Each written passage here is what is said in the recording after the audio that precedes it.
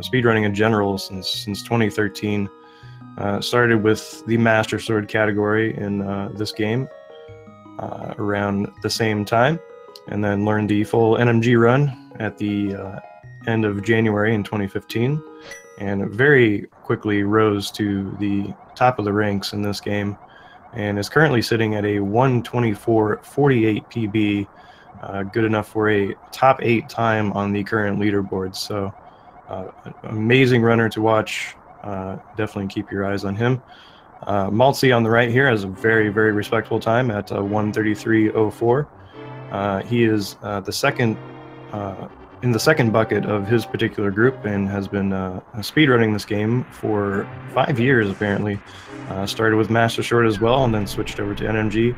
Apparently has tried his hand at a few other different games, but apparently just can't quit this one, so keeps coming back to it regardless of everything that it chooses to throw at him. So it should be a very, very good race. It should be noted that this race is actually not between two runners who are in the same group.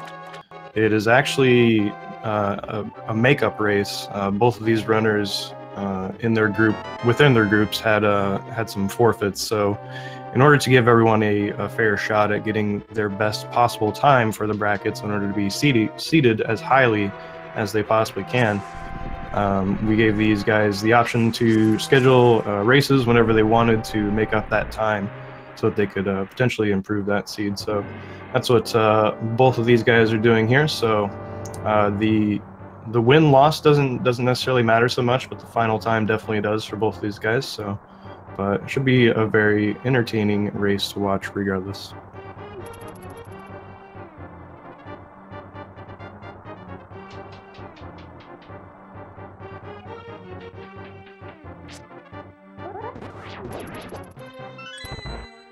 So this opening sequence here is the escape. There's not really a lot to be said about it. There's not much going on in terms of speed tech. You're just kind of walking naturally from room to room and polishing off guards where you can and collecting some keys. And the blue boomerang is the very first item that we're going to get here in a few rooms.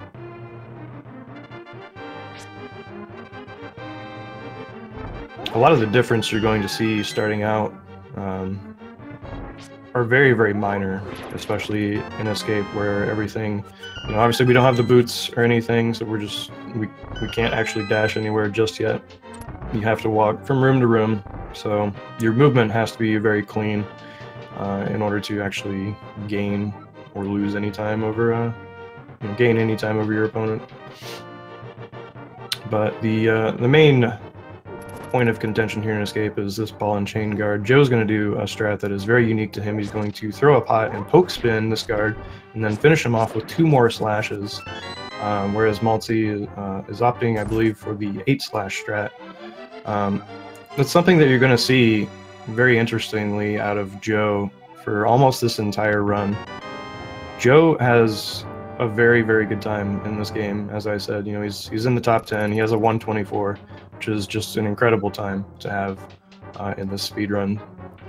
But if you compare his run to almost anyone else in the top 10, it's going to look pretty different in some spots, and that ball and chain guard is just one small example of it. Joe is somebody who very much values consistent strats over what may be the most, quote-unquote optimal.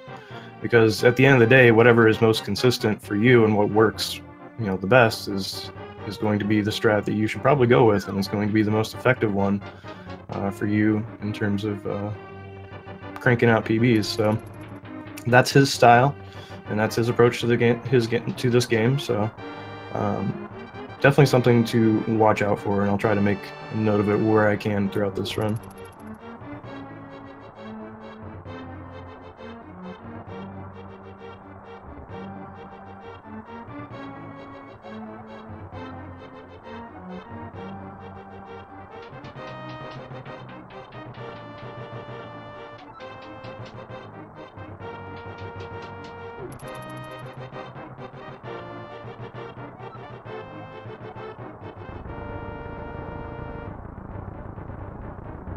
So we're moving into the back half of Escape here, into the sewer section, where a lot of what our runners are going to be doing here is simply reading and reacting to the patterns that these enemies give them in each room.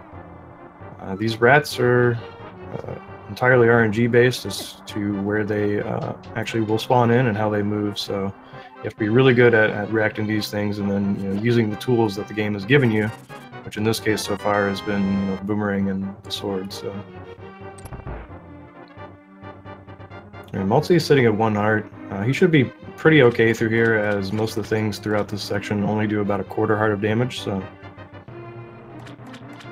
not too worried. Another big source of RNG, big relative to this section only, is this key rat here. You see Joe got the bottom left key rat there, which is pretty decent RNG. You can get one where he goes up into the far top left corner of that room, which loses a little bit of time, but it's really about, those are the kind of the biggest points of escape that we can potentially talk about, and none of them really, except for maybe the ball and chain or the key rat, lose you on the order of seconds. Everything else is just in terms of frames. So escape is just mere raindrops in the entire pool of frames that this game consists of. So Joe with a very, very solid escape time there. MaltZi also rolling in with a sub-6 with a 5:57, so really good times for both these guys. Rolling out of escape here, we'll be heading on to Eastern after most likely picking up the Sanctuary Heart here.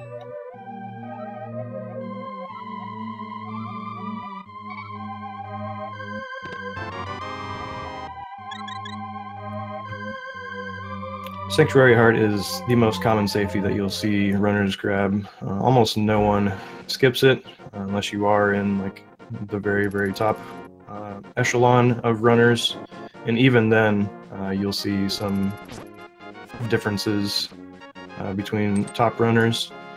Joe, being a 124 runner, still grabs the Sank Heart.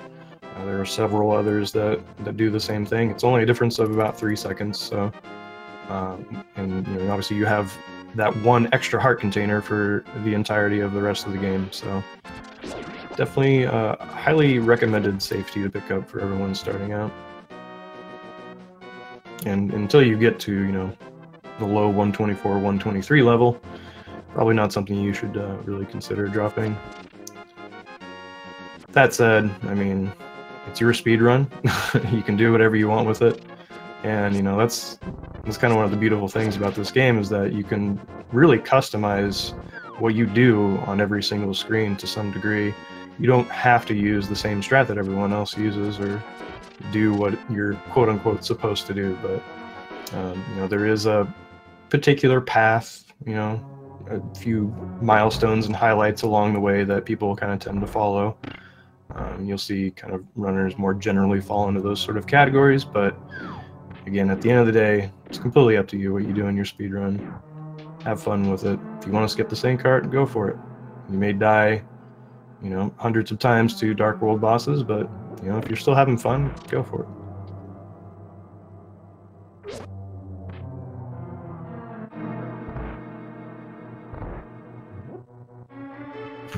All right, JoeDamillio showing off a little bit of speed tech in this room, to where you only have to kill 2 Stalfos. Normally there are 4 that spawn in this room, but by manipulating where Link walks in and only hitting the triggers in that room in very particular positions, we get 2 of them to spawn, and the other 2 spawn inside of objects and actually get forced outside of the room, and so they don't actually end up spawning in. So Joe picked up those arrows there, and MaltZi opted to skip them. MaltZi is going to be hoping that he doesn't get that 1 in 8 chance that at the end of this dungeon he does not get an arrow drop. Joe's going to be safe from that gamble, as he did opt to pick up those safety arrows, but if MaltZi gets really unlucky and doesn't get any drops, he's not going to have enough arrows to actually just walk in and beat the Armos Knights, so you'll need to do a little bit of backtracking to pick up a pot, which will have some additional arrows, which you'll actually need to complete the fight. Joe into the room with the next bit of speed tech. He's going to intentionally take some damage off of that Popo there. Takes a few extra hits, but most important, he gets those iframes, which allow him to actually just walk through the anti-fairies, and once his iframes run out, he can step on the switch, which activates the big key chest in that room. So he is sitting at 1 heart here. and pretty much anything in the next room here will kill him, so he does need to be a little bit careful, but you know, he's pretty safe, consistent guy, so I think he'll be able to handle this room just fine. There are some safety hearts if he really feels like grabbing those. MaltZi is in the same room, not too far behind him at all. Nice, gets the red drop there too. Rupees are kind of a little bit important early on in the run if you're doing the tree rupee route, which I believe I believe both of these guys will be doing, but we'll know for sure once they actually get to Saha, and we'll see what they end up doing there. Yeah, you can just see how confident Joe is moving through these rooms, not even bothering to pick up any additional hearts that he doesn't need. So, alright, rolling into this Armos Knights fight here. Gonna try to put 5 arrows into these first ones here, killing off 1 and then leaving 1 at the very end that he only needs to put 1 arrow in, which will finish them off without any of the Armos turning red and regaining their health. MaltZi accidentally puts 1 into the wall. It's a very common thing that you see in this fight, as the timing window to actually get over there and start firing arrows down is pretty tight. So you often see runners kind of hurrying over there to try to fire off the arrows as quickly as they can, and then accidentally, you know, firing the wrong direction. But is able to clean up the fight pretty nicely, and is going to get out of Eastern without too much trouble.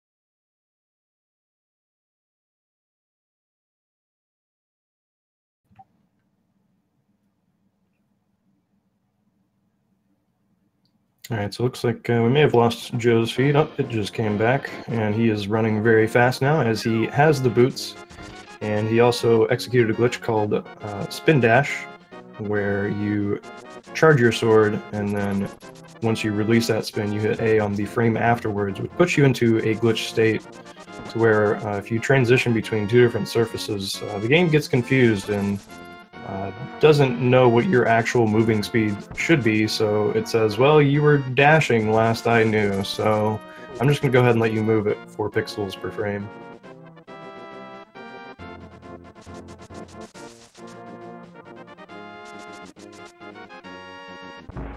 Yeah, it looks like as an update on that rupee routing, both of our runners here are going to be doing the tree rupee route. You'll notice that Joe is only sitting on 2 rupees right now, whereas MaltZi has 33, so that's going to come into play a little bit later on once we get past Hera, so I'll bring that up once we get there. But could have a little bit of significance into how this next dungeon is executed, so...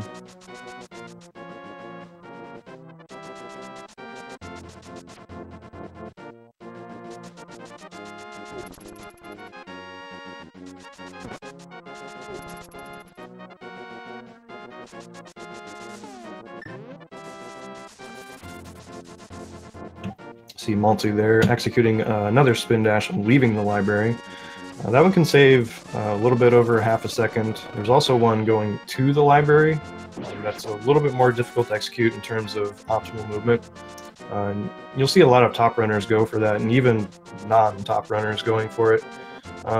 Really only saves about half a second, and if your movement is, you know, a little bit wobbly at all, you're probably actually losing time with it. So you'll note that both the runners didn't go for the one on the way to the library, but for the one leaving, I believe they both did. It's just another one of those interesting choices that you have to make about your speed run. Every runner kind of has to do their own personal risk-reward calculations as to, you know, what strats they want to go for. Like, well, this one only saves me, you know, 20 frames, and it's, you know, could potentially lose me a minute if I screw it up. So perhaps that's not the one I should be focusing my efforts on. So that's one of the things that's very interesting to me about watching these races and these speed runs, is seeing just the wide variety of strats that these runners employ. And the fact that you can still get to a very similar time, you know, if you look at 2 mid-130 runners, they may be doing wildly different strats, but they still end up at the same final time. And that torch key is just, you know, another example. Like the difference in between strats in that room is only a few frames. So, I mean, sometimes it's just a personal choice as to what you feel is more comfortable for you. Sometimes it's about looks. You know, some people like to employ strats that just look cool, and they don't necessarily care, like, well, yeah, it's only saving me a frame, but, you know, it looks cool, so. All right, let's see if Joe, yeah, he does grab that rupee there. I thought he might. It's a really good heads-up play by him to grab that rupee there. You're going to want at least 14 rupees probably by the time you get to that first tree that you want to pull after Hera. But I won't get too deep into that until we actually get to the point where it actually matters. But you'll see MaltZi doesn't have to pick up that rupee because he did get that red drop earlier on. Joe going for the Desert 2 spin speed here. That's one of those strats that, you know, it saves about, you know, almost a second.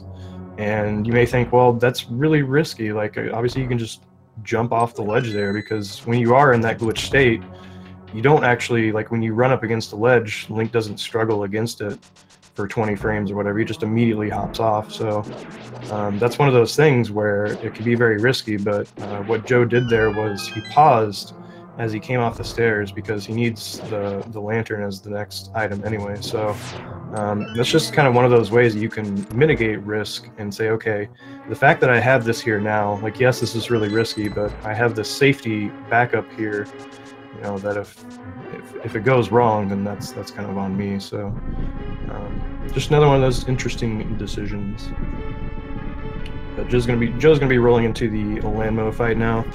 Landmos are worms that are just comprised of RNG and hate, so they can be very difficult to deal with the patterns that they can throw you sometimes. But there's a pretty good setup that you see a lot of runners do as the first spawn points in their very first cycle is set, so you always know where that's going to happen at least.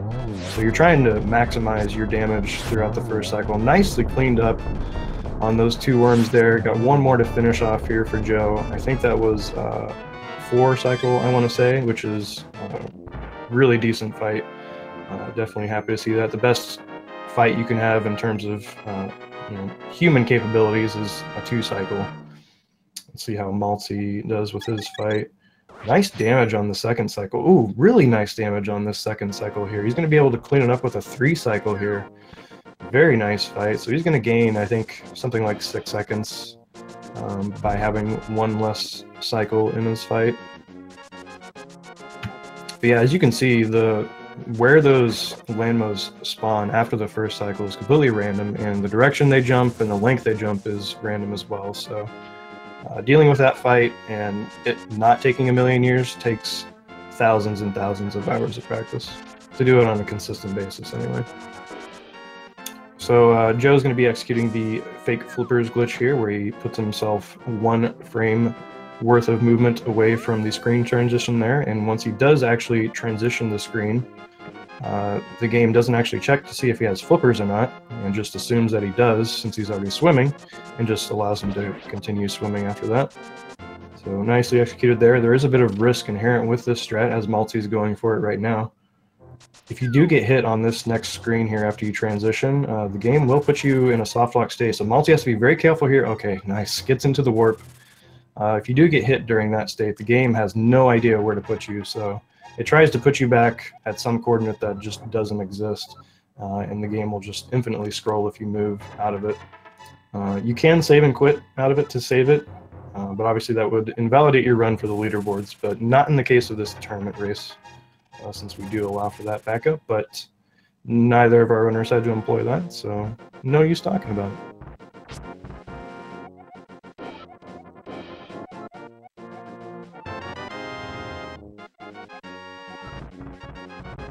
Alright, so Joe is in another RNG fest here with sky cabbages raining down and squirrels trying to ruin his day.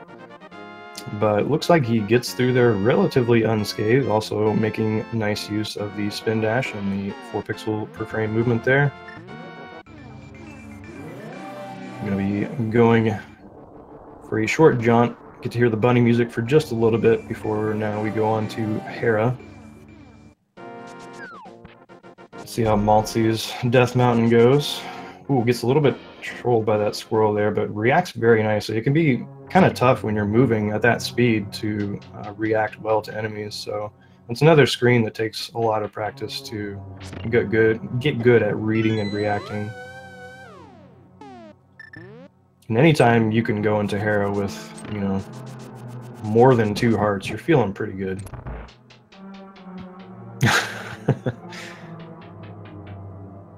Yeah, sometimes you start talking and then you realize at the end, wait, why am I talking about this? A little bit of self-editing there, but hey, that's how we get better and that's how we grow. All right, so Joe is now in one of the few quote-unquote auto-scrollers of this run. Really nothing we can do here to make this room go any faster whatsoever, so you'll see a lot of different strats done here to kind of just waste time and get through the room without just dying of boredom. But luckily it doesn't take that long, and that's really one of the only ones we have to deal with in the game, so not that bad at all to deal with.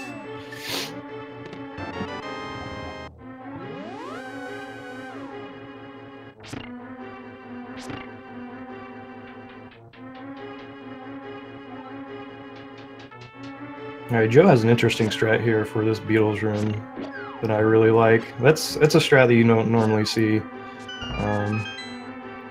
You'll probably see MaltZi do. We'll probably try to do the optimal strat as well, but you'll see that it looks slightly different from what Joe did there. What Joe did, I think, is again just a little bit safer, but you know, more consistent and pretty much just as fast as the optimal strat. Joe's going to be doing the bomb jump now here.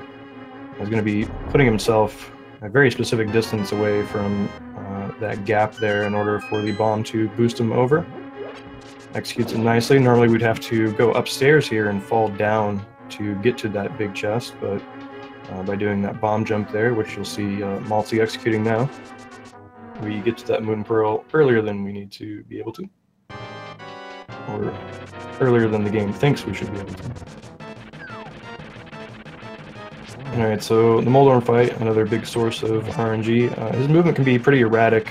When he's moving out here in the middle, it can be a little more predictable, but if he does get to the edges, that's when things get really hairy. But Joe cleans that fight up really nicely. That was expertly handled. You'll see, again, that's another fight that has a lot of different strats that you'll see employed. Some like to kind of chase and slash, some like to charge their sword and dash. And some people just kind of freeform it and do kind of a mixture of everything. One thing that can be a little risky is dashing north and south in these fights, as it seems like just the direction that Moldorm can knock you is even more random than normal, and especially with that center hole being right there. But MaltZi able to clean up the fight nicely as well. So both runners getting through the Hera segment relatively unscathed. That's always good to see. And so now Joe is going to be finishing up the rupee route here. He's going to pull this first tree. He's going to get a bunch of blue rupees out of it. He needs to collect all 4 of those, actually, because he's going to need at least 24 after this point. What he's going to do now is kill 4 enemies throughout this Lost Woods segment without taking damage. If he does that successfully, when he pulls on another tree, he's going to get red rupees, because the game has a counter that keeps track of this. If you do take damage during this, but you kill at least 4 enemies, you'll get blue rupees. But if you don't kill 4, then you're going to get greens. So Joe's going to be picking up the Master Sword right around the 24-minute mark, it looks like. 23:58, nice solid Master Sword time there for Joe. MaltZi not far behind at all. And they're both going to be going into Aga Tower here, which at the end has Aghanim 1, which is the biggest source of RNG in this speedrun.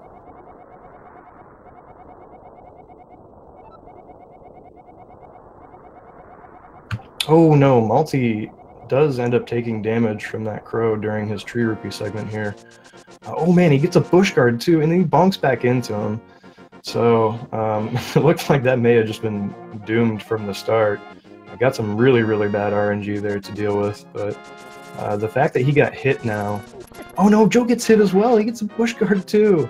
That's really unfortunate. So both these guys are going to have to do the backup for the tree rupee route.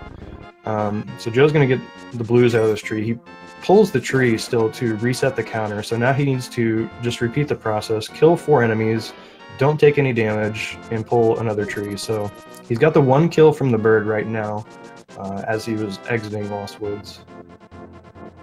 So he can optionally kill one of these guys here. He kills 2 of them right there, and there's going to be another guy down here that he's going to naturally dash through. So that should be his 4 enemies, and there's a tree in the courtyard that he'll be able to pull in order to get the red rupees that he needs. And the reason that he needs all these rupees, if you're unaware, in order to actually get into the Palace of Darkness, you need 110 rupees to pay the monkey. And Joe is just getting all sorts of trolled here by every enemy on that screen, but eventually does make it out. MaltZi again pulling the tree to reset the count, kills the crow, so he's sitting on 1 kill. It's kind of nice that Joe did get hearts out of that, even with all that stuff that happened to him, because having sword beams for Aga Tower here is very nice. This second room that he's going to be dashing into right now makes use of these sword beams to get through the room a little bit faster. This strat that he's doing right now is called the Pooey strat, a slight variation on it that Joe does, but that strat's about a second and a half faster than the other strat, which is just, you know, double spinning those guards. So MaltZi also executing the backup. I didn't see... Oh, he must have gotten hit again since he got blues there. I didn't actually see where he took damage, but unfortunately he did, so his count got reset as well. He only has 60 rupees now, which means he's going to have to enact some more backups here, as Joe is getting just poked and prodded in the dark maze room there. But what MaltZi is going to have to do now, he can hope for some really, really, really good drops throughout this dungeon, and then potentially pull the pyramid. Oh, he does get a red drop there, so he does have 85 rupees now.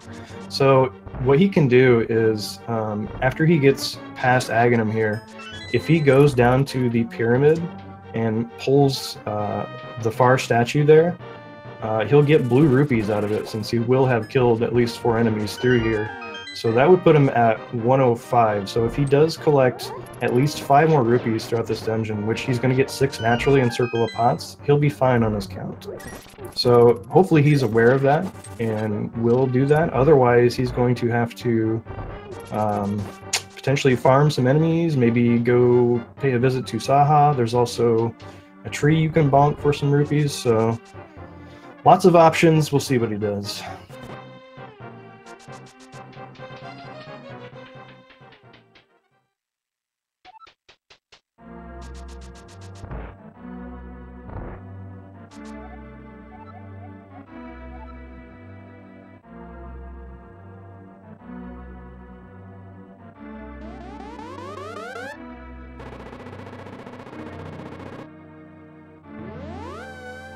Alright, so as I mentioned earlier, the Aghanim fight is a major source of RNG here, as Aghanim can do some attacks which cannot actually be reflected back at him, which is just a straight up time loss that the runners can do nothing about.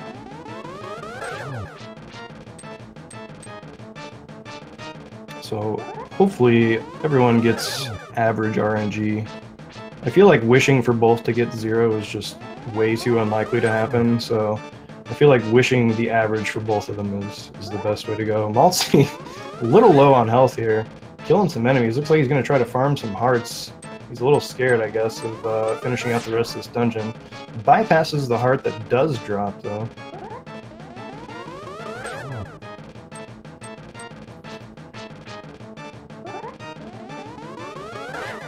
Alright, I think that may have been the first blue ball on Joe's side. Yeah, so it looks like just 1 through this cycle so far. That may have been either 2 or 3. I'm guessing it's 3, and he's going to kill him on the first hit of this cycle here, so that would be the average and the most common result. So, yep, that was 3 blue balls for Joe.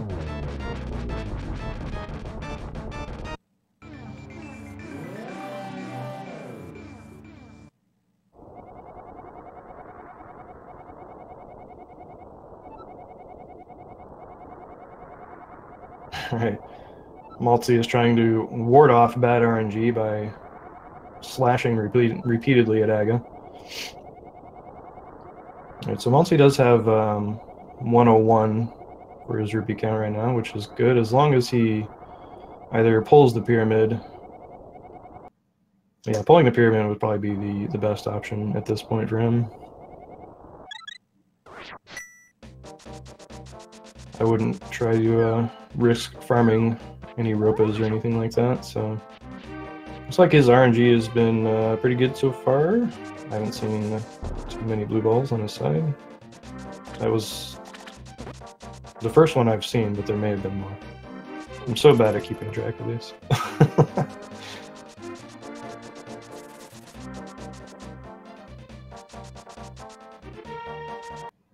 Alright, so this is the first hit of lightning cycle here. So yeah, it looks like that was 3 as well.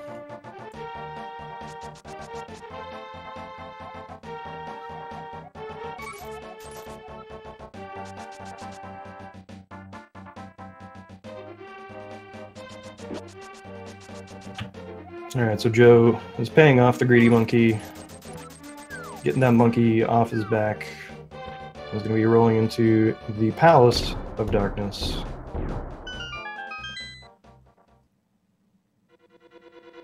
Palace of Darkness contains one of the coolest looking tricks in the game, one of the most important tricks to learn for a decent time in this segment, which is the hammer jump, which is another bomb jump, but it's a little more complex than the Hera bomb jump, which we saw earlier. Let's see what MaltZi does. Getting spin speed. I'm not convinced that he's going to actually go pull anything, so it looks like he's going to opt to try to farm some stuff. As I mentioned, there is a tree that you can bonk, which I believe has a blue rupee in it. It looks like he's just going to try to farm some enemies, though. It should be noted that if you do stun an enemy before you kill it, it will always drop a green rupee.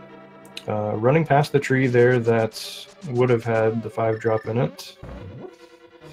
Yeah, it looks like... Okay, there's a blue drop there.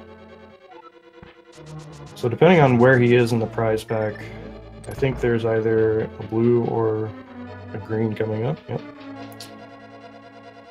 So just a little way, there we go. Now we got there. So hopefully he doesn't get hit after he pays off Kiki here. And he'll be able to roll into pot a little bit behind Joe. Joe's coming up on the hammer jump now very soon, though. He's going to be placing a bomb on a very specific Y coordinate, and then also putting Link on a very specific Y coordinate. And this is going to boost him across the gap and actually clip him into a rail so that he can get access to this big chest over here, which has the hammer in it, without having to go all the way down to the basement. Very nicely executed bomb jump there by Joe. I think he only needed 1 extra pause buffer there. We used 2 free pause buffers there to change to the bombs and then back to the mirror, since we have to mirror out after this anyway. So when we talk about extra buffers, that just means any menu buffers, you know, to check our position that are beyond those 2 free ones.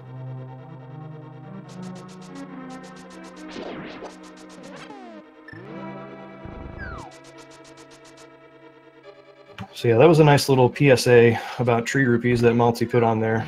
Keep in mind that tree rupees as a strat itself only saves about 6 or 7 seconds if you do it really, really well. If you have to start enacting any of those backups, you're going to start losing any of that time save. And if you have to go 2 backups deep, you're probably losing time with it anyway. So it's an inherently risky strat to go for. So something you don't necessarily have to do. You see a lot of runners doing it because it's the standard rupee route now. But getting Saha rupees really isn't that bad. It's going to lose you 4 to 6 seconds, something like that. So another one of those risk-reward equations that you just have to run for yourself and decide what you want to do. Personally, I kept tree rupees out of my runs until I think like after my first 128. So, and I think Mike the viewer, who is another top runner of this game, has a 125. Still does Saha rupees. So, but anyway, enough about that. Let's enjoy some nice turtle kills there by JoeDamillio as MaltZi is executing his bomb jump, using a few extra pause buffers here to check his position. Has it nicely, gets across. Good job. Joe's rolling into the Helma fight now. Not going to be holding his sword out just yet. Wow, Joe does a really interesting like hybrid here of not holding his sword out and then holding his sword out. Sometimes you'll see runners holding their sword out, and they'll try to do that for safety. Oh man, Helma is just bodying Joe right now, but luckily no fireballs on this phase, and Joe is just able to clean up his slashes. But yeah, sometimes you'll see a lot of runners holding their sword out while they're hammering Helma, and this is just kind of for safety, so that if Helma does run into you, then he'll bounce off your sword, hopefully, and you'll get a little bit of recoil off of that to give you some space. It also kind of extends the hitbox of the hammer a bit, I believe, so it can make actually hitting him a little bit more forgiving.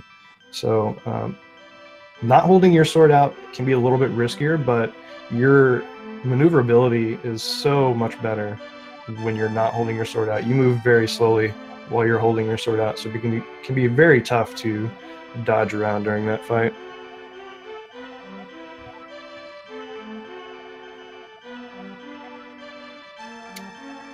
Yeah, and Yuta in chat pointing out, thank you very much, that MaltZi did get a fairy drop on the hammer jump bridge there, so we didn't talk about it earlier on, but there are a thing in this game called prize packs that we will probably discuss a little more in depth once we actually get to Turtle Rock, but just keep in mind that MaltZi did get that fairy drop there, which means he may not get it later on in the run where he really wants it. Yeah, I'd say there's a pretty healthy gap between these two runners right now, but absolutely anything can happen in these runs, and all it really takes is, almost any death to a boss in any of these Dark World dungeons, or even like, significantly deep within the dungeon itself, can definitely even things up very quickly in the blink of an eye. So the race is absolutely not over until, everybody's clicked the done button. So it's not going to be an easy road for sure, but I think anyone is capable of doing it. So, oh wow, okay, has to be a little bit careful here on the Helma fight. Sitting at 1 heart. Shoutouts to that Sank heart that he picked up, keeping him alive in this Helma fight. That was close.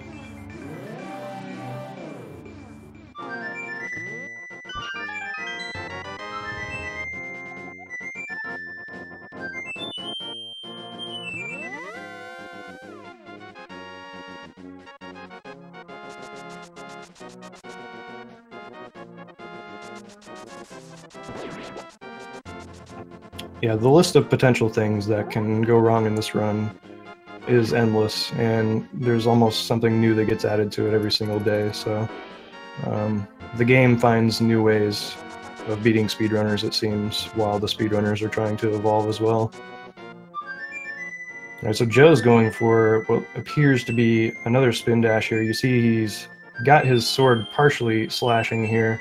And it's not just because it looks kind of cool, it's because he's going to be trying for a spin dash here, which only saves something like 5 to 10 frames, I believe. But just one of those things that looks really cool. It's fun to watch. Nice. Very nicely executed there. Oh, that's where he uses that pause buffer. That's cool. So that's another difference that you'll kind of see between from runner to runner, is where they actually decide to use their pause buffers.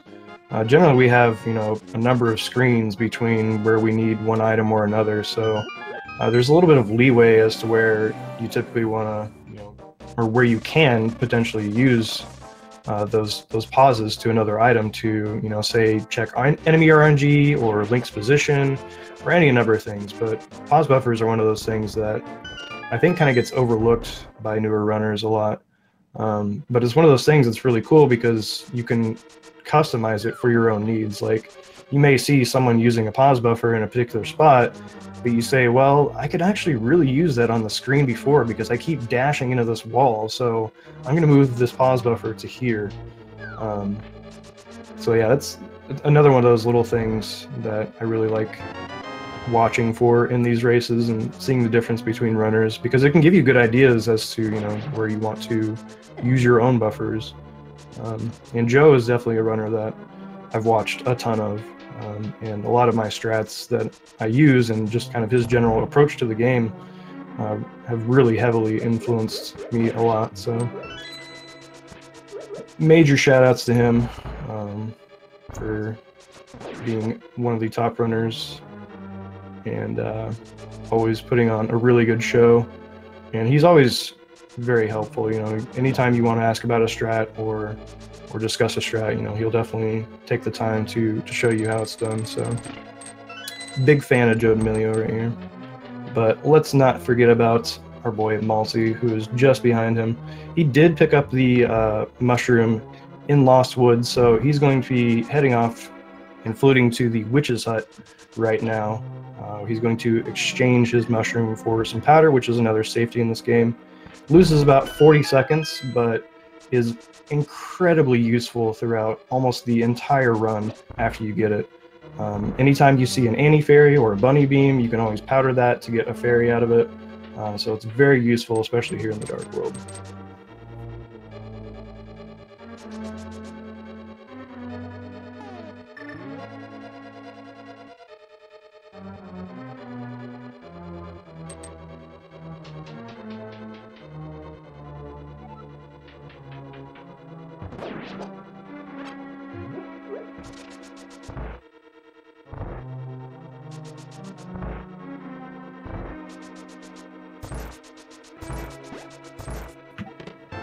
Some really nice, precise dashes through the prison there from Joe. Those dashes are very, very hard to cancel in a way to where they won't actually lose you time over walking. Very nicely executed there.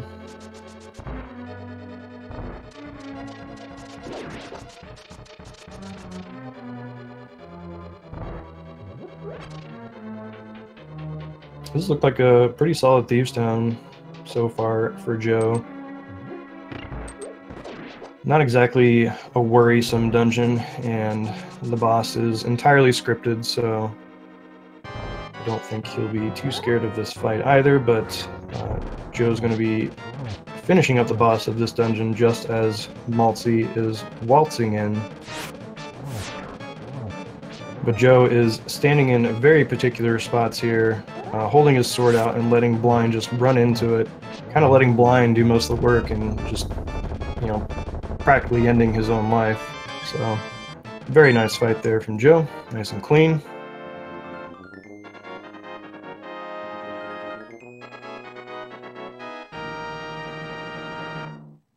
A question in chat about the powder.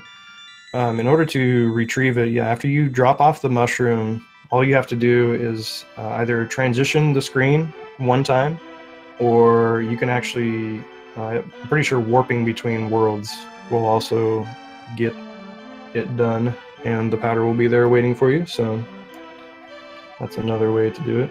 But yeah, the fastest option there is just transitioning that screen one time.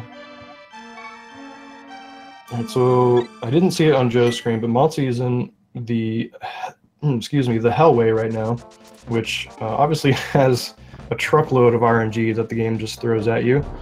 There is one single pixel in that room, an X coordinate, where you can actually dash completely up through the room and, you know, not hit any of the spikes. And as long as you get good enemy RNG, you can dash completely through there unscathed. But unfortunately, didn't get the good RNG there.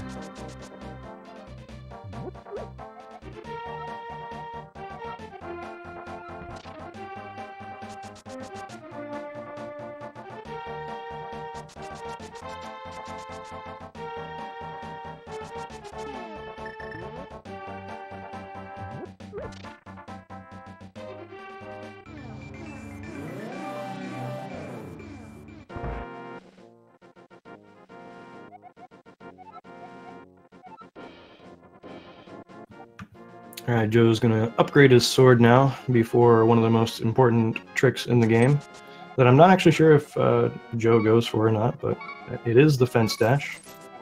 It's a frame perfect input, but it doesn't have to be. It's one of those tricks that we hype up that we always make it sound more difficult than it really is, and we always make it sound like it saves a billion seconds, but it really doesn't. But it sure does look cool, and it's fun to get, so. You'll see it coming up for Joe after he warps back to the Dark World here and then transition this screen.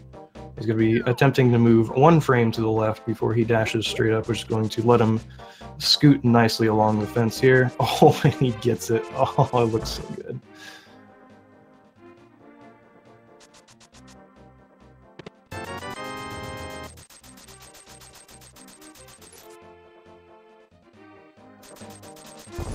Oh man, you hate to see that though.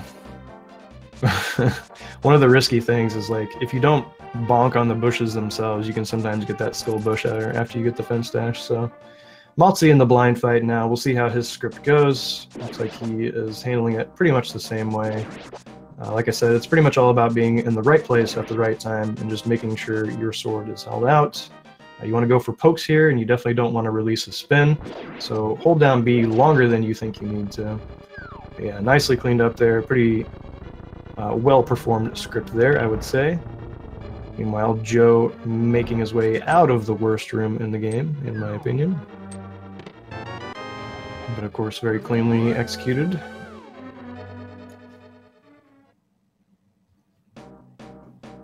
He's going to be on his way to get the fire rod now, which he's going to get access to earlier than the game intends you to by executing another bomb jump. And so he needs to be 6 pixels away at most from the edge of that gap if he bonks in order for the bomb to boost him across. Interestingly enough, you can be 2 pixels away from the gap and you don't have to bonk at all and the bomb will just boost you straight over. But if you're any farther than 2 pixels away, you definitely need to bonk for that window to be extended.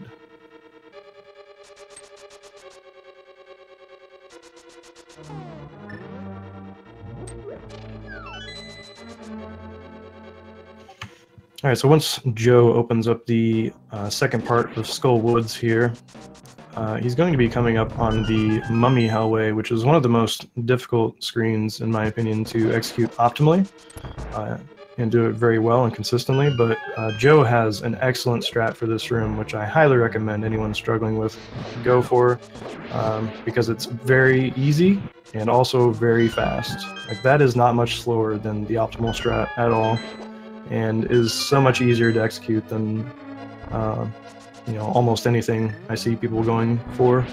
And it's really not that much harder than just, you know, the beginner strat of lighting everything on fire, which is a totally valid way to start out and definitely what I did for a very long time. But if you're looking for an upgrade in that room, highly recommend the Joe strat. Joe has a sick moth fight. Holy crap, that was over so fast. I didn't even have time to talk about it. But what he did there was he poke dashed into Mothula, which actually hit him twice, and from there he only needed to slash him 2 more times to finish off the fight. Flawlessly executed, got good RNG from Moth as well. Nicely done, Joe.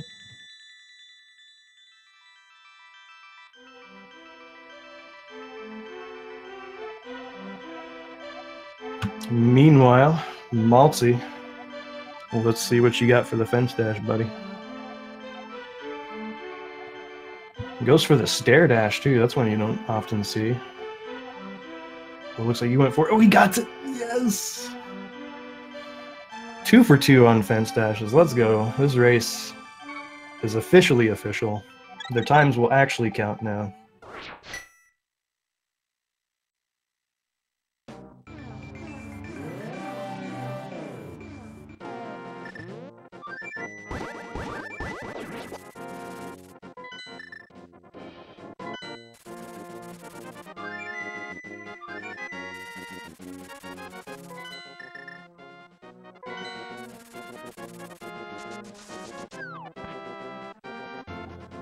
Yeah, Yude, I would much prefer to use that method of validation than the other one. Yo, MaltZi getting the stuck mummy here. in the worst room in the game, which is one of the only redeemable things that can even happen in that room. You love to see that.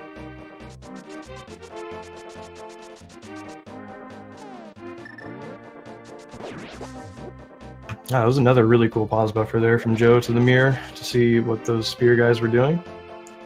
Let's hope he doesn't get lotteried there. Nicely done. He's going to be heading off to pick up Quake and then the flippers, which is what he needed all those rupees for. Meanwhile, MaltZi is going to be executing his version of the bomb jump now. See, he kind of backs up and scoots to the hole and then bonks to get his 6-pixel window set up. Nicely executed there by him as well. And you see Joe here bonking off of the wall, and that's not just because Link looks funny when he's caught in this bonking animation, but it actually freezes the camera in a spot to where when Joe now takes this warp to the light world, this animation is going to end 34 frames faster than it normally would. So quick warps are something that we use throughout the run. Anytime you're warping between worlds like that, typically there is a specific X position that the camera can be on. It's 2 pixels out of every 8 that it'll work on to where you get that quicker warping animation, which, I mean, it's pretty much free in a lot of spots and saves you about half a second, so definitely something to be aware of as you're running this game. Meanwhile, MaltZi is going to be coming up to the Mummy Hellway now, see what strat he employs. Looks like he's going to go for the burn everything and let Ganon sort him out.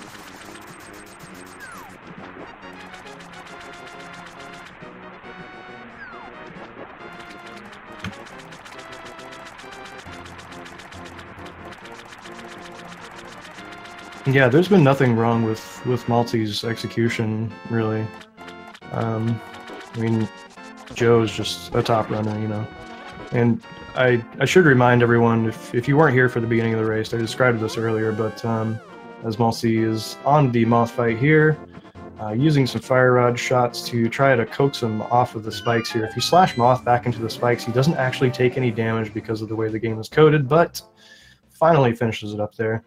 But these two runners are actually not in the same group, so the result of this match, the win and the loss, doesn't matter as much as the final time.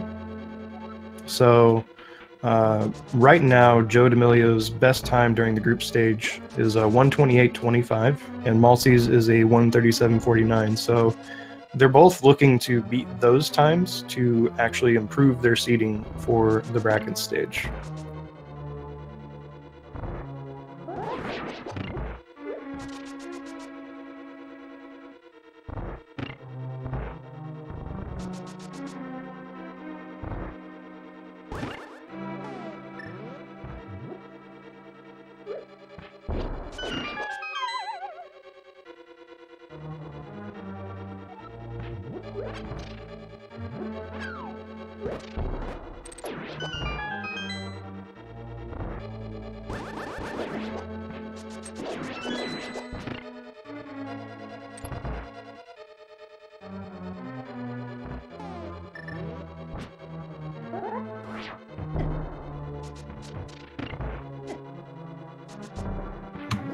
Alright, so Joe just getting past the Ice Palace bomb jump there. Probably one of the, actually I'd say the most important bomb jump in this speedrun, as it lets us skip a large portion of this dungeon.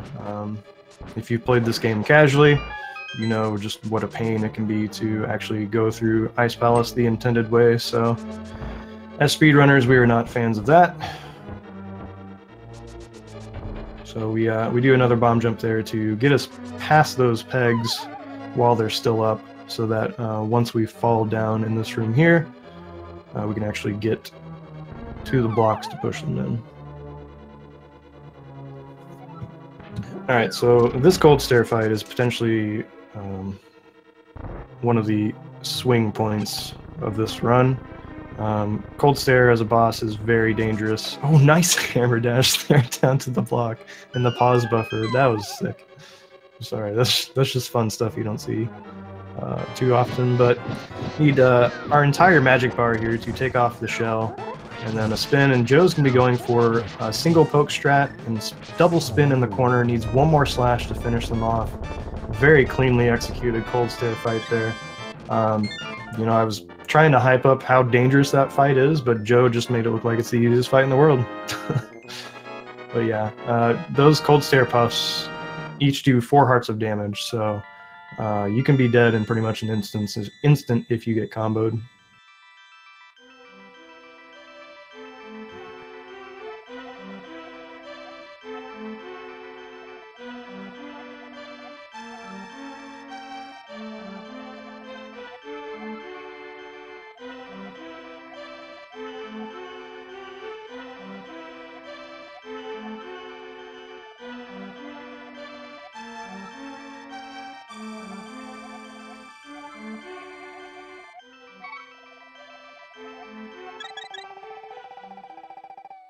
Alright, MaltZi has his flippers now. I'm going to be heading into this whirlpool. This is the reason the dungeons are routed this way, is because this whirlpool is actually right here, which takes us directly to Ice Palace. Joe doing another unique thing there where he actually jumps off intentionally as he's fluting to run into that bird. But his setup is 100% consistent to where he will not ever miss that bird.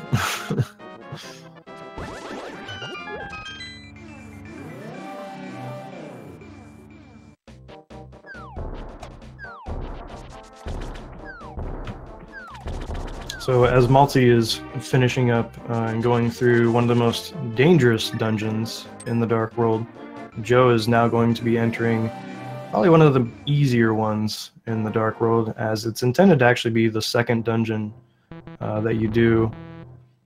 The developers intended it that way anyway, but as speedrunners, that just doesn't work out so well for us because the routing is just terrible. So we come back to this dungeon when we have way more hearts than we ever should have and are extremely overpowered in terms of equipment. So Swamp can be a nice little break. You get to relax a little bit after Ice Palace, and once you get to the real meat of the end game. MaltZi executing, or trying to execute, a little trick here by using the game's mechanics and how it actually has these Stalfos Knights coded. If one of them is down, then both of them can actually be killed with a single bomb, which is kind of interesting. But I had to do a little bit of a backup there to get them cleaned up, and it's going to be moving on to the bomb jump now. Very precise positioning here. He actually needs to be 1 of 3 pixels away from the edge there when he places the bomb, and then needs to put Link on a very specific vertical coordinate after that. Sitting at 2.5 hearts here, but he does have the powder, so I'm going to assume that after he falls down the hole, he's going to be heading north and powdering an anti-fairy or 2.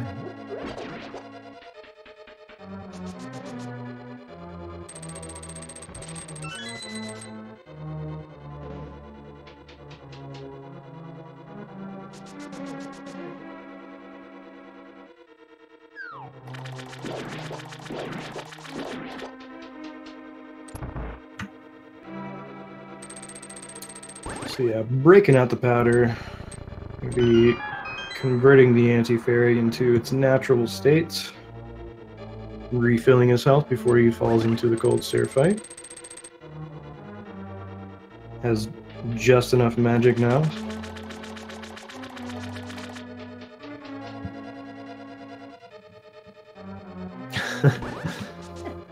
MaltZi confirming in chat that he does indeed dislike Ice Palace. We'll see if that is any indicator of the kind of fight that he had here. Spins him into the corner, is going to opt for a bunch of slashes to try to take them out. Nicely handled, good job. Going to be getting out of there just fine.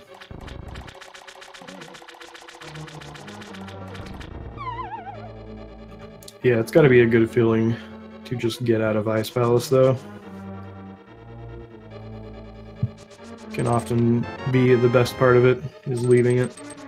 That's how I feel about Light World.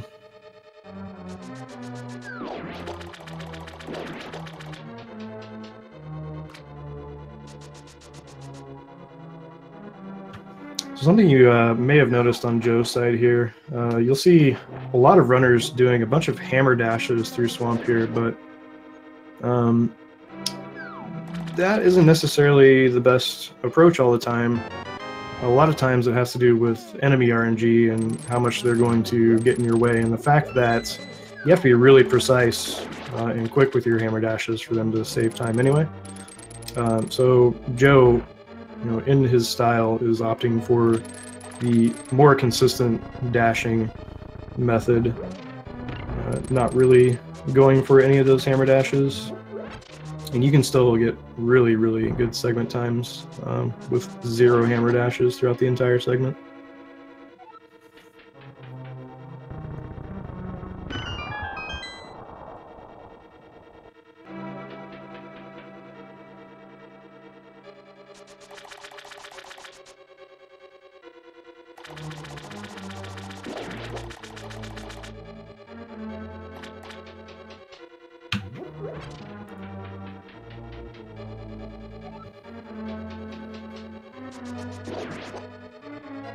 Alright, so Joe's going to be coming up on the boss of Swamp here, which is going to be Argus.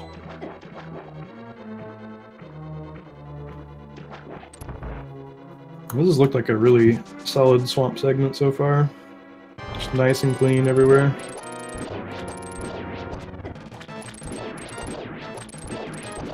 Joe going for the hook and slash method here on Argus. Gets the 1 cycle, no movement, which is still a very fast fight. Easy peasy, nicely done.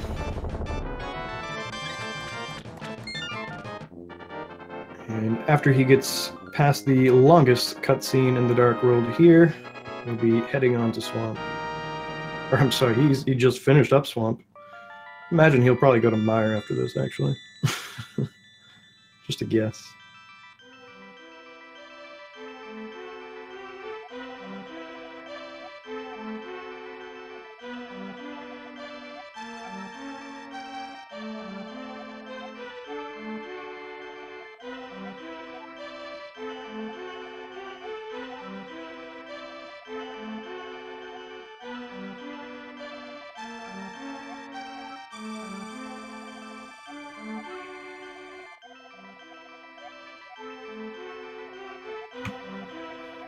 Yeah, you can kind of see some of the instances of very little RNG that can mess with you throughout Swamp, but luckily pretty much all of the enemies in here only do a heart of damage, so you're never really going to be at risk of dying at any point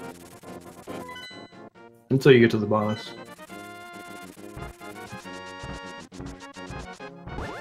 Joe making another trip up Death Mountain, but now has the hook shot, so he can actually, in order to get the same super speed state, can do a hook dash, which is just pressing A and Y at the same time, which puts him into that same glitch state as the spin dashing does, so is also to be able to get that super speed state.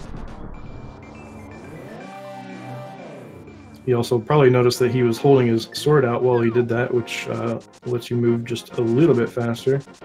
But MaltZi demonstrating why those hammer dashes can be a little bit risky. You see those enemies just crowding him and not letting him get that hammer dash off.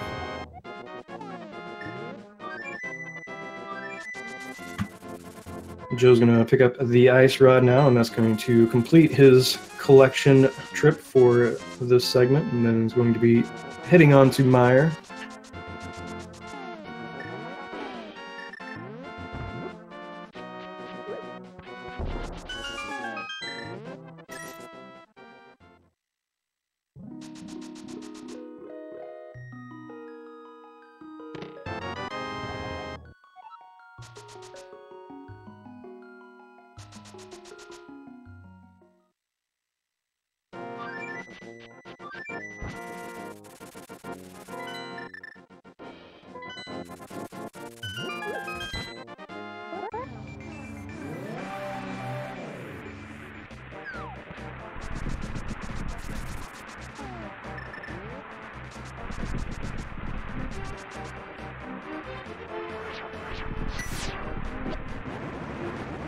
Nice. MaltZi executing the setup there to where he only had to hook right twice without moving up or down, so he can get to that key pot just a little bit faster. As long as you rub up against that statue. Oh, Joe with the bird carry. I am loving this variation on the meme. The pacifist bird carry.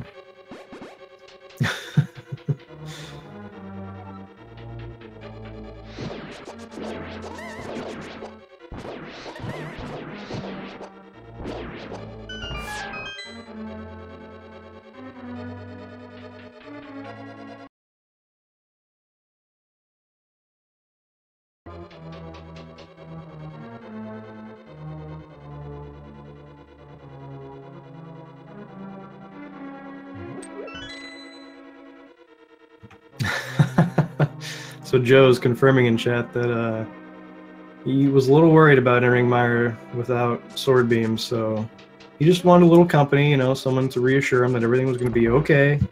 And, you know, so he befriended the bird and decided to take him on a little trip with him. And I think that's awfully big of him as a speedrunner.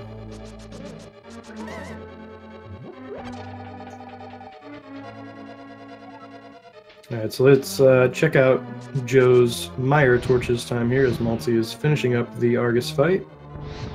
Alright, so 106 flat pretty much for JoeDamillio here at the Mire torches. For a runner of his caliber, you can expect him to probably complete the game from here in about 20 to 21 minutes, so we're looking probably at a low 126 time from Joe. A very solid race time, and that would improve his seeding, since right now his best group's time for bracket seeding is a 128.25.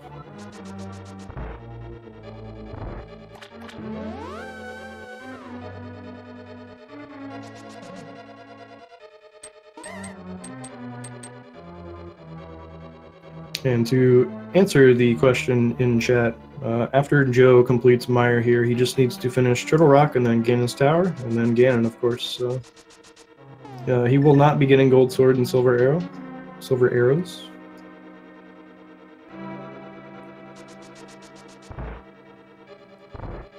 Yeah, that's an interesting point that Metatron brings up in the chat.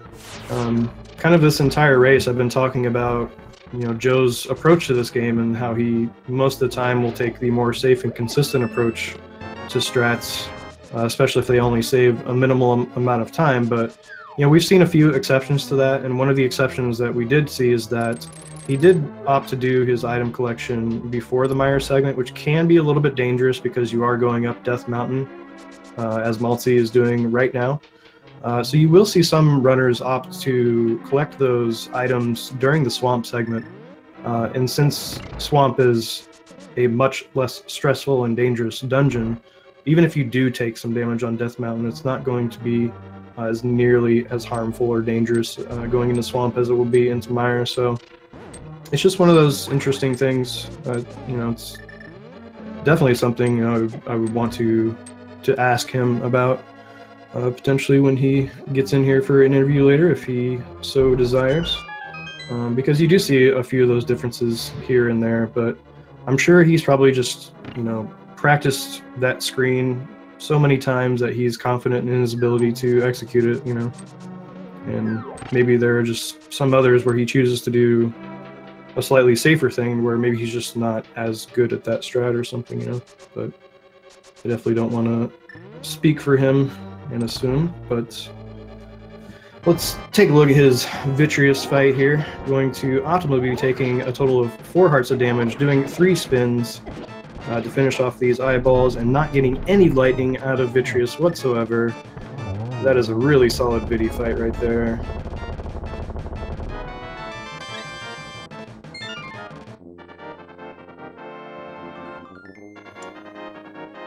Yeah, just back to that, you know, quote-unquote optimal strat.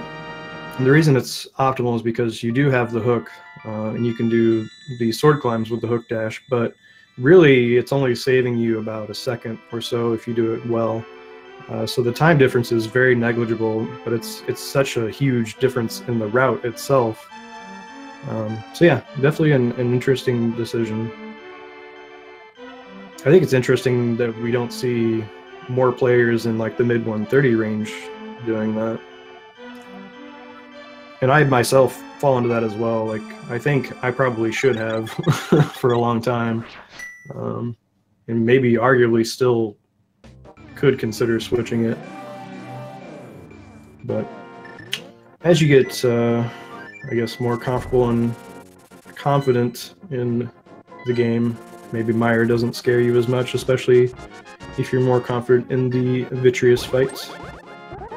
So MaltZi executing Meyer 2 here. Going to try to be killing off these Wizzrobes before they have a chance to spawn again. Unfortunately does not, but cleans them up in the very next cycle.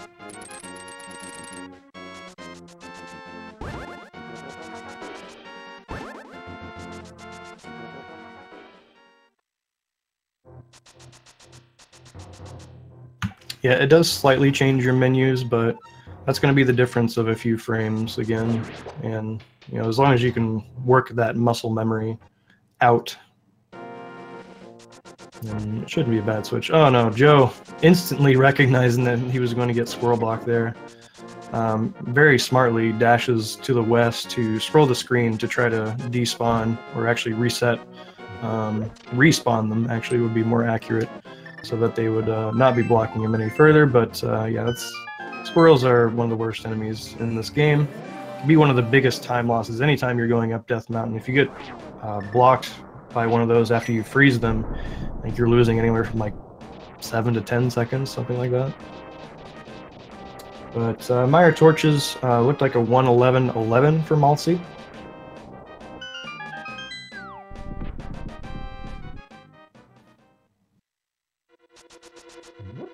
Considering that MaltZi is going up against a 1:37:49 as his best group's time so far, he definitely has a good chance to improve that with this run.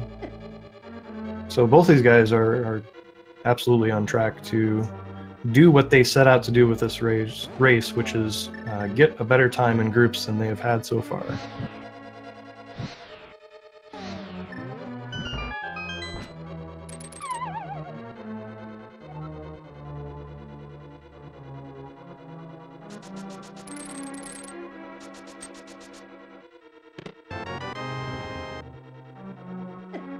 Oh, MaltZi opting for the Spark Gamble there. Kind of somewhat of a misnomer to call it the Spark Gamble in the first place, as you're really relying on the Fire Snake to not block you on the dash over, but it can be a little bit faster. The real gamble that we talk about with the Spark is where you actually get boosted after you run into it. So you're kind of looking to get hit by that Spark and then go directly into the stairs. Meanwhile, Joe accidentally got hit by a Pokey part as he was finishing off Pokey 0 there. And then looks like he almost got hit by Chomps there, but got the iframes from the pegs just in time. He would actually have been dead to those Chomps if they had touched him, as he is currently sitting on 3.5 hearts, so needs to be pretty careful going throughout the rest of this dungeon here.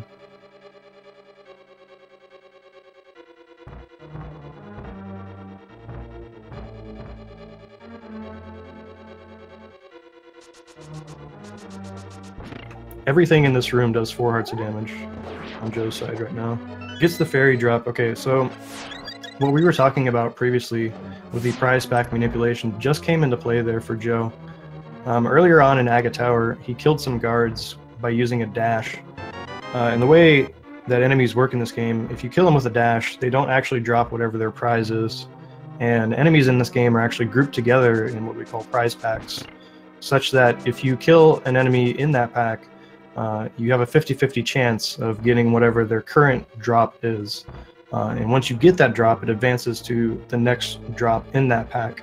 And the one that we're manipulating there is the one that contains a small heart and a fairy, and also a full magic drop, which should be the next one that Joe gets that you see right there. And so these drops are predictable and manipulatable in a way that we actually use in the speedrun. We intentionally don't kill certain enemies so that we don't advance the prize pack before we want to. Meanwhile, MaltZi is in the Vitreous fight here.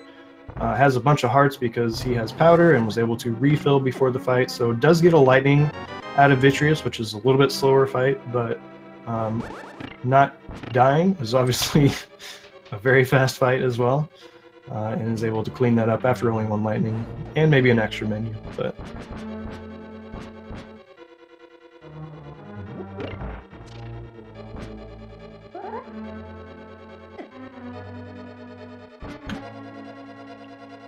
all right, so on Joe's side here, he's going to be coming up to the laser skip. He's going to be attempting to dash past the laser as it's firing, and the reason he can do so is because only the front part of this laser actually has a hitbox. And so he's going to dash past that part of it, and it looks like he's actually making contact with the laser, but that part doesn't actually have a hitbox on it, so he's able to just get past it and get access to that small key.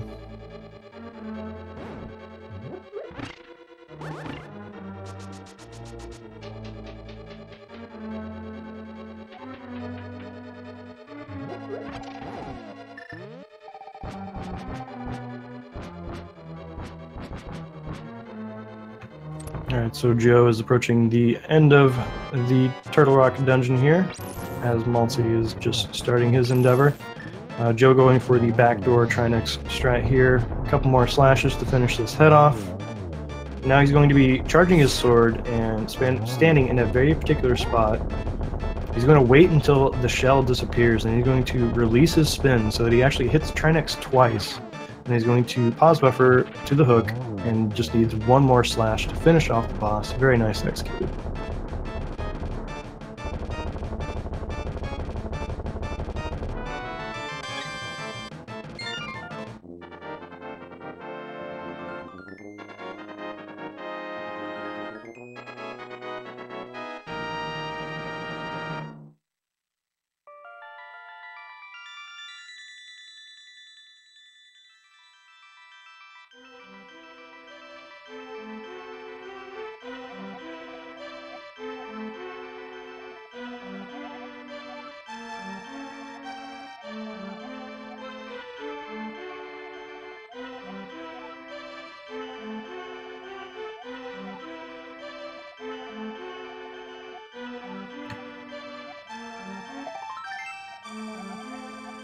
So as we have a little bit of a lull here, I just want to note that Joe actually does have another race coming up later on today.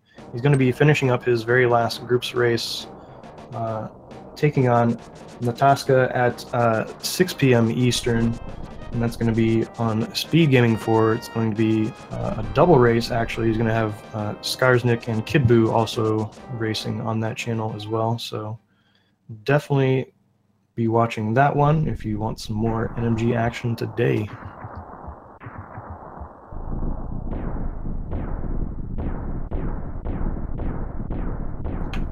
Alright, so Joe is going to be entering Ganon's Tower here after he does a quick sword climb. Ganon's Tower is just an absolute joy to watch when it is executed on this level. Every single room has something to it. You know, it's not like you're just passing through rooms and doing nothing. You know, there's usually some cool looking strat, some very difficult strat, something going on, you know. It's kind of the culmination of everything that you've learned and acquired throughout the speedrun so far. So it's always cool to just, you know, watch this execution all come together.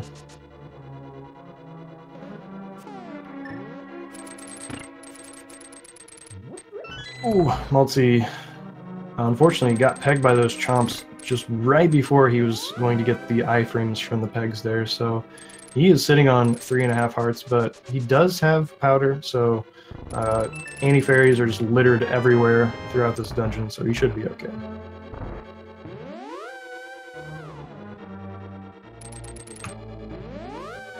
Yeah, Joe gets Torch Key. What we're referring to there is that there are 3 potential spots that you can get a small key that you need. There's another menu buffer that I really like from Joe before you get to that warp. But there are 3 small keys that you can kind of choose from and just kind of take your pick as to which one you want to do. And the difference between all of them is very negligible. I think the Torch Key is only a second, maybe not even that slower than the other ones. So yeah, Joe just opts for the safe, consistent one. The other 2 small keys The strats to actually collect them are more difficult and are a little more RNG reliant than just bonking into a torch and collecting a key, so...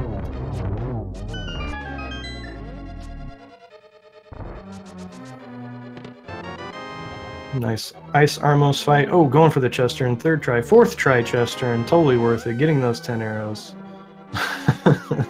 Doing it for the swag. Rolling deep.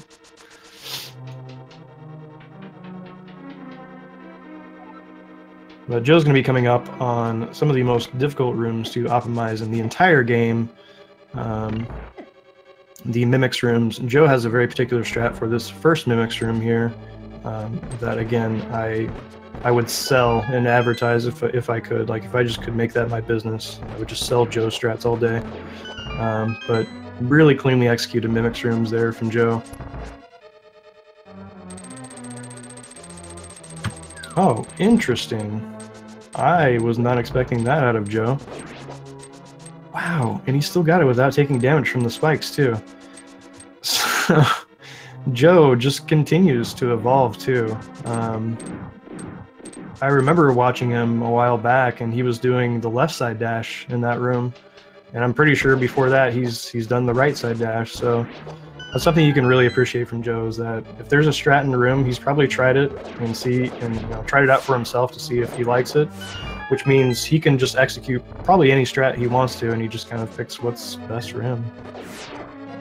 Oh, MaltZi has to be a little bit careful here. Sitting on one heart, is going to opt for the safety exit. Probably a smart decision on his part there.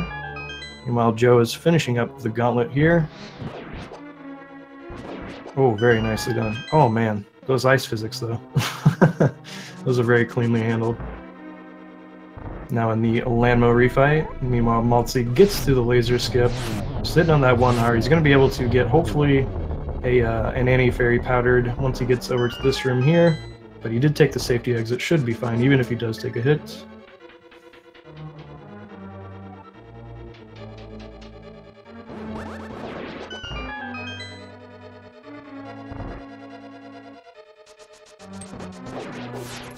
Some more fun rooms to watch here in Ganon's Tower. These Wizard room kills in one cycle with the cane. I think when I was first learning the speedrun, those just looked completely mystifying to me as to how it was actually executed.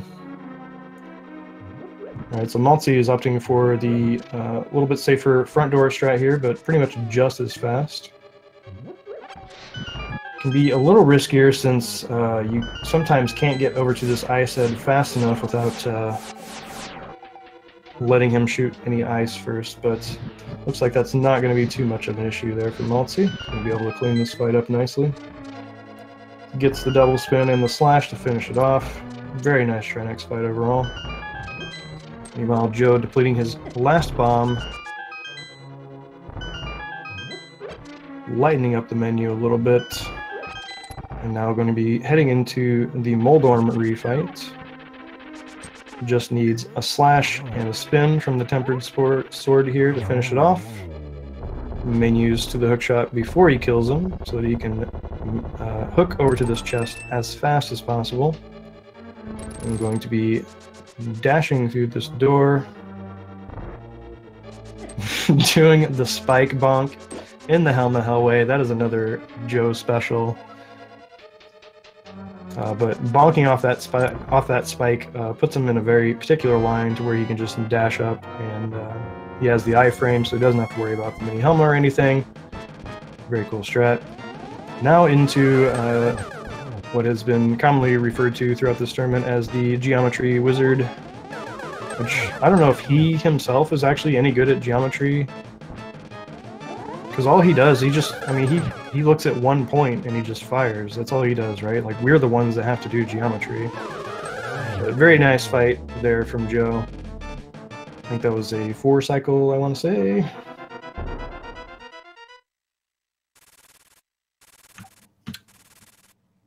But yeah, he's going to be, I would say, on 126 pace pretty easily, which is definitely on pace to beat his best group's time.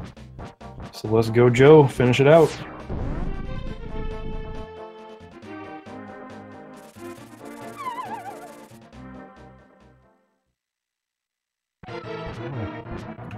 Alright, so he's going to be starting off this fight here with hopefully a double spin in between the Trident and Ganon himself, which gets 4 hits off there. Going to need a few more slashes to finish off this first phase to get into the second, where he starts spinning these fire bats around. Need 12 more slashes with the Tempered Sword here to get out of this phase, and that is the 1-1. A 50-50 chance as to whether he will just warp or actually sit there and let you hit him. And if you don't slash him fast enough, he shoots out these ring of fire bats around you. I think Joe's only gotten 1 or 2 warps, 3, maybe 4 now. Okay, I shouldn't have said anything. Not too bad on warps, really. Oh no, Joe! Yikes. So he was not going for the extra spin on Ganon. There's one free spin that you can get in after that third phase there. Once he's transitioning into the 4th phase, there is a free spin that you can get there pretty easily. And then there's additionally an optional one that you can go for right before the torch glitch, but Joe was opting out of that and was trying to play it and actually just put himself into a position where he could easily get the torch glitch, but unfortunately put himself into a spot where he got hit by a fire bat and got knocked off the edge, so we're going to have to restart this fight, but was able to fill his health up outside. Now we're going to be trying to get the 1-on-1 here. You see a slightly different version of it now.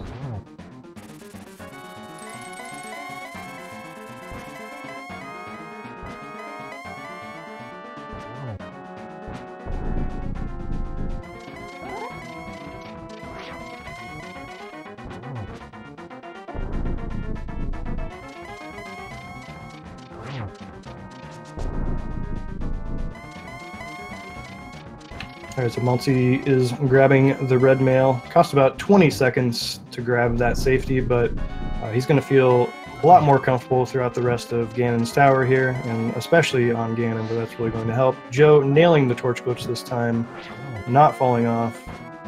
Now is into the 4th phase of the Ganon fight. Oh, he went for the cape spin. If you light the torch after Ganon shoots his fire bat like that, you have a very, very tight window of frames. I want to say it's like 3 frames or something like that to actually hit the spin on him. And Joe, the absolute beast that he is, went for it.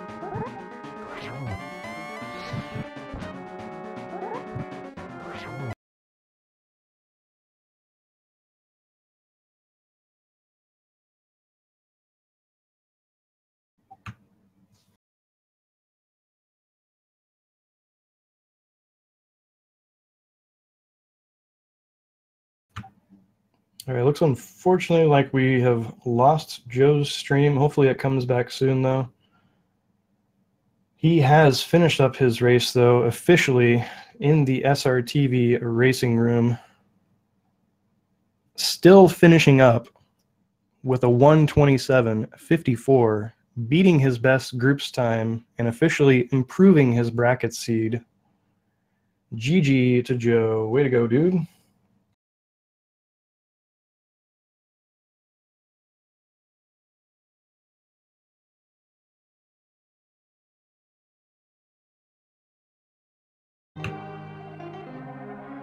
There we go. He is officially in the credits screen, sitting there with the 1:27. We'll see if he wants to jump in here for a little bit of an interview while MaltZi is finishing up G Tower. MaltZi can definitely still beat his best group's time, for sure. Definitely still on pace to do so. Has to be a little bit careful in this Landmo 2 refight. Does have red mail, though, so should be okay going through here. And he does have powder, so I expect he'll be able to refill relatively shortly here. Alright, it looks like we are now joined by the winner of this race, JoeDamillio. GG, grats, dude. Morning. Rolling in. How's it going, Greenham? It's going well, dude. How'd you feel about that run? Well, I mean, let's see. Like the light world started off pretty bad. I saw I had like a 2233 pendant grab on Hera, and that's pretty yuck. But it seemed like a lot of the dark world was pretty good for the most part. Had a nice squirrel party before Turtle Rock. Had to you know, bring the bird with me before Meyer because I was too scared to go alone without full hearts. Well, hopefully your new pet made you feel a little bit safer going through there. Did you give him a name or anything? Does he have a name yet? No, but he did help out regardless. So you gotta give shout outs to the bird for helping me through Meyer. Yeah, major shout outs to Pete Casserly. So I wanted to ask, and there was kind of a little bit of a question in chat. Obviously, I think I talked about it quite a bit during the race, and I think everyone is pretty aware by this point as to kind of your approach and style for this speed run. You know, you tend to value a much more consistent strat over something that, you know, is maybe more optimal, but, you know, very difficult and potentially inconsistent. So you definitely see a lot of that showing up in your gameplay, but then there are still these times here and there where you kind of do go for those things, like you know, for instance, like Desert 2 spin speed, or, you know, getting Ether and Ice Rod before Mire as opposed to Swamp. So I just kind of wanted to ask you, you know, what your reasoning is for that, and, you know, why you choose to do it that way. Yeah, pretty much like you said, for the most part. Well, pretty much for the whole game, I try to do what's most consistent for me. Mostly regardless of the speed. Like, if something's wasting, like, seconds, then okay, you know, I'll try to trim that down a bit. Like Mimics 1, for example. But there are, like, a couple of small spots throughout the run where, just for some weird reason, I'm, like, really consistent at the riskier strat to where, you know, I could comfortably do it in runs. For example... Right. The bombing the wall in Mire, when you're like throwing the bomb at the top and then standing next to the hole and dashing in. Mm-hmm. That saves like 3 to 5 frames, but for some reason I get it like every single time. So yeah. Then you asked about where you feel comfortable personally on it, and that you feel like that you are personally actually consistent with the strat itself. Yeah, exactly. And then you asked about, what is it, Ether and Ice Rod before Mire. That's something, actually, I didn't even know about the other route until quite a while after I started running, but that's just something that I've like always been used to, I guess. Yeah, it's just kind of baked into your runs at this point. Yeah, exactly. Right on, dude. I appreciate you sharing that with us. MaltZi here is on Ganon now. Does have the red mail, very importantly, since he's getting bounced around just a little bit. Definitely on very good pace, though, to beat his best group's time so far. So everyone, get out your goal MaltZi's go and chat. Let's cheer him on as he finishes up this Ganon fight. Yeah, hopefully he doesn't take a fall at the beginning of Phase 4 like that guy on the left did. Dude, that was unfortunate. That's never happened to me before, actually. It looks like, and I know this is something I think you do like pretty standardly, but you go for torch glitch, like you light it pretty far away from the torch itself, and I guess sometimes that can put you in awkward positions when he is firing bats at you. Yeah, I'm actually okay for the most part with it. Like, I'll stand like more towards the center, wait for Ganon to shoot the fire bat, and then set up.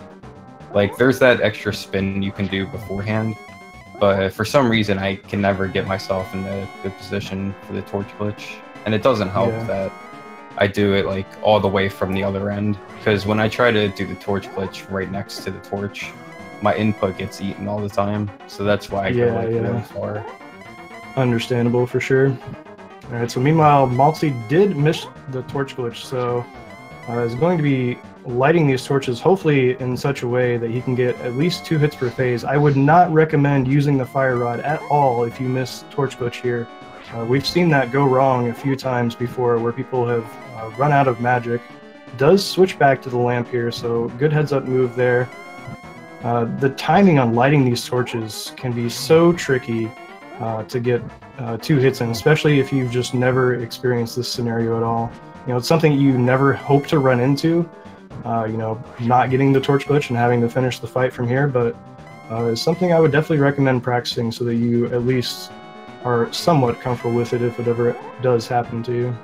But Yeah, GG, sure. MaltZi has finished up the Ganon fight now. Looks like he will be improving his best groups time, so congrats on that, dude. Yatta!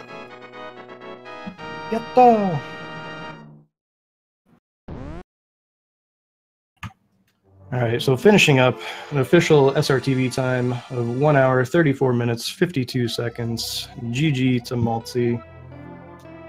It looks like we are running a little bit short on time here. We do have, looks like a randomizer match coming up very shortly, but I just wanted to thank both of our runners here for putting on this fantastic show.